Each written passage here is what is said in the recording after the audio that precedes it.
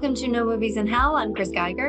I'm LaCroix Scott, and today we are reviewing Problemista, a film written and directed by Julio Torres, starring Julio Torres and Tilda Swinton. This movie was fun. It was. I guess it wasn't what I expected in terms of the relationship between them two. First of all, I love the character that he plays, like how he bounces when he walks. Yes. And he's so positive about everything. He's just like, it's cute. He's very fantastical and whimsical. right. I've never seen his stand-up special, but I've watched Los Espookys, which is a show that he had on HBO. It's very funny about people who investigate supernatural occurrences and they contribute to it. So if you need a ghost to get someone out of your house, they will create, they're like practical special effects people, but it's hilarious. I liked the fantastical parts of this film, but I also like how it walks you through the process of how strict and weird it is to get a visa in the US. I'm jumping around. And I love Tilda Swinton's, I'm surprised that she let herself get like this. It was great. I didn't even realize it was Tilda Swinton while I was watching the trailer. It kind of like when you see Jamie Lee Curtis in Everything Everywhere All at Once, you're just like, who is that? Yeah. But so great. Yeah.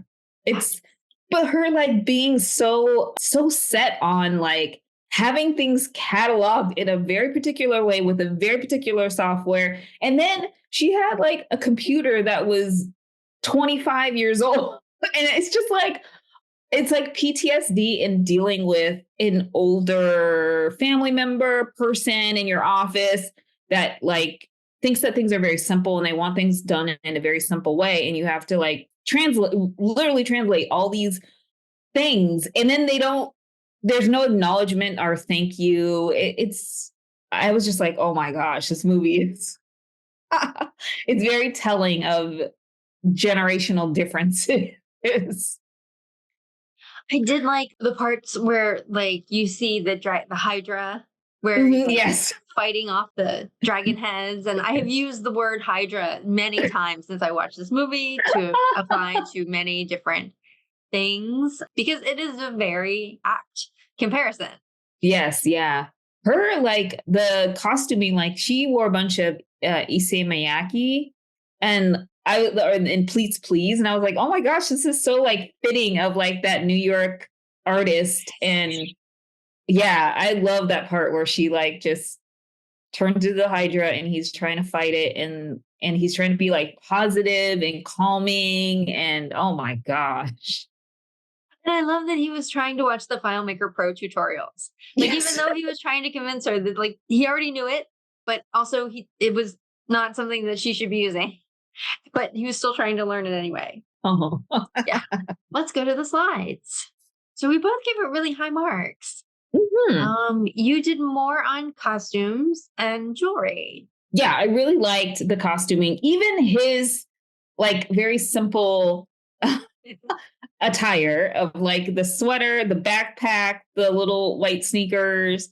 It was very understated. Her costume, it was fantastic. Hair and makeup, that was great. The jewelry was great. I really liked this film. There's a good chance I'll probably be watching it again. Didn't understand why he wouldn't take the job with the lawyer's office. Spoiler. Same. Sorry.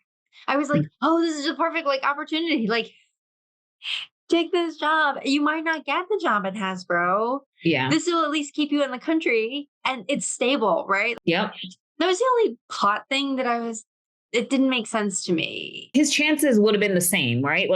If she hadn't have decided to, no spoilers, but make the choices that she made at the end, it's not like she got him an interview. It was she literally found someone. It was just going on LinkedIn and finding someone to just be hey, can someone talk to you? And then he had to muster up the courage to go in there and basically just say you're giving me the job to make shitty toys.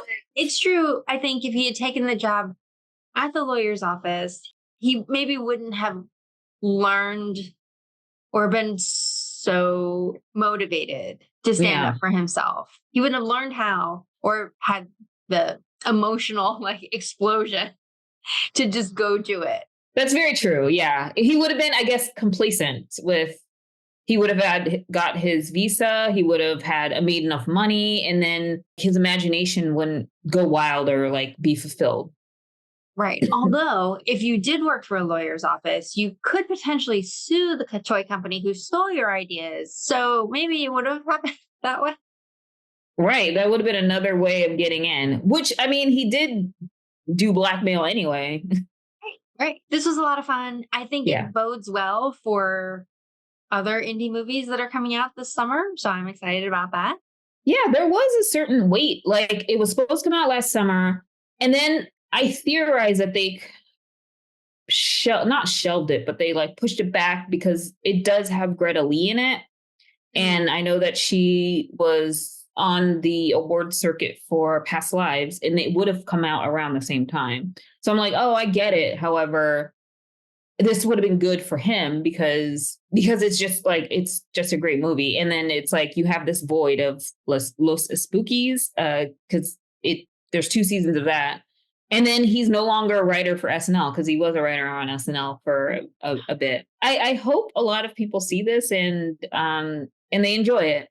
Yeah, yeah. Well, it's still out in theaters right now. So fingers crossed it stays out for a little bit anyway. Do you have anything to plug in this episode? Looking forward to more spring movies. So Me how too. about you? Yeah, I think I'm gonna try to look into like a little bit more esoteric things. There's a couple things out at Metrograph right now that look interesting. There's a Park Chan-wook movie that I've never heard of before. Not that I've heard of all of them, but this one seems like a romantic comedy. So that sounds interesting. And I'm just gonna kind of like poke around and see what's less mainstream, I think, in the next couple of months. So we'll see how that goes.